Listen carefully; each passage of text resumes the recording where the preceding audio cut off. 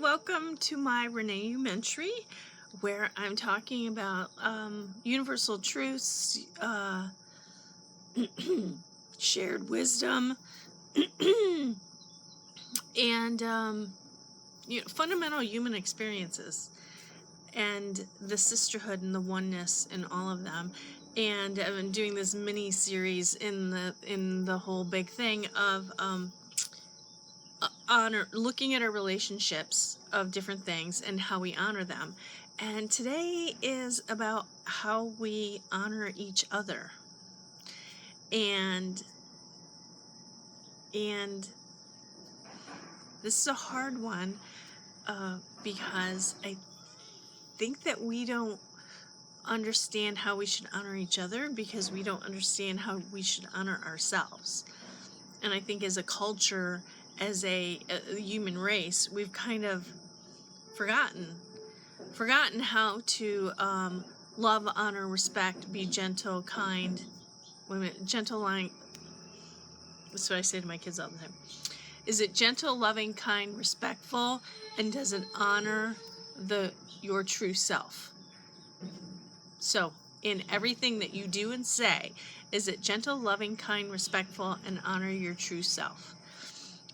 And even though I say that to my kids, I haven't always lived that out. Or I've lived it out better at certain times than other times. So I was explaining to my 10-year-old last night that we all have our own truth. And if we look at our truth as like two legs, we get to stand on our truth.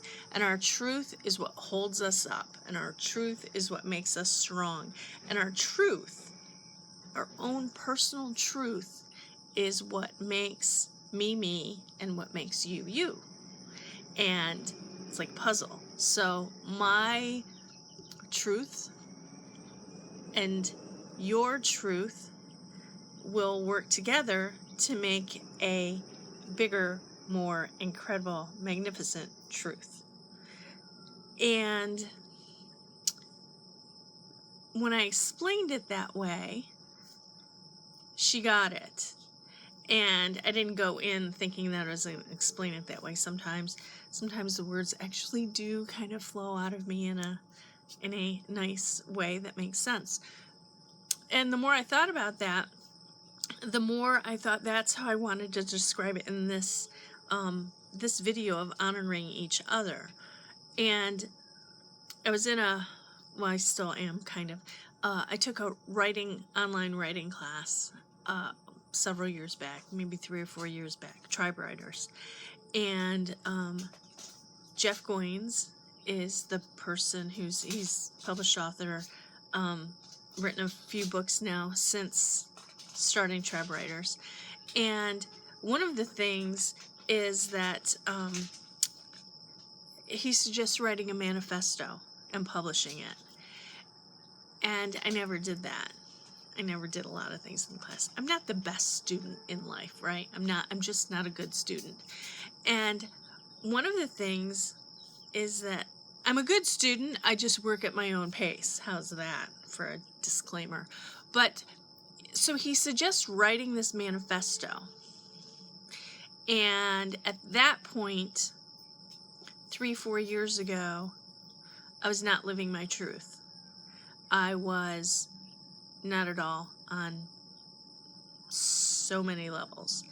And now, and I realized that when he said, write the manifesto, this is what, and it didn't have to be a personal manifesto. It just, the assignment wasn't to write a personal a manifesto about your life, which could look a lot of different ways. My interpretation of the assignment is to write a manifesto about your truth. And I couldn't do it then because I had a truth and I knew what it was, and I was looking the other way, right? Which never works. So in the course of these 4 years, I've really stepped in to my own personal truth. So it hasn't been a quick and easy skip dilly doo dah to awakening and figuring out my truth, because I'm still figuring out my truth. And I think that when you get to a certain point in life where there's a beginning and an end, where you, or a before and an after, not a beginning and an, when there's a before and an after, when there's that moment where you were one person before that happened and you're another person after it happened, those are the moments that the universe is giving you to figure out what your truth is and to step into it. And you don't have to step into it fully. You can take one step towards your own personal truth. For some people, for some people, you talk to them and it's just their lives are a complete shitstorm of things going on. Well, you know what? The universe is giving that person all of those opportunities to step closer to their truth. And I see that now. So if you're in the middle of a shitstorm in your life, then you have like the universe is saying, hey, wait, shake up, shaking you up, saying, hey, it's step into, I'm giving you opportunities to realize something about yourself and to step into that. And once we kind of step into that, we see the flow of things and we see what our truths are.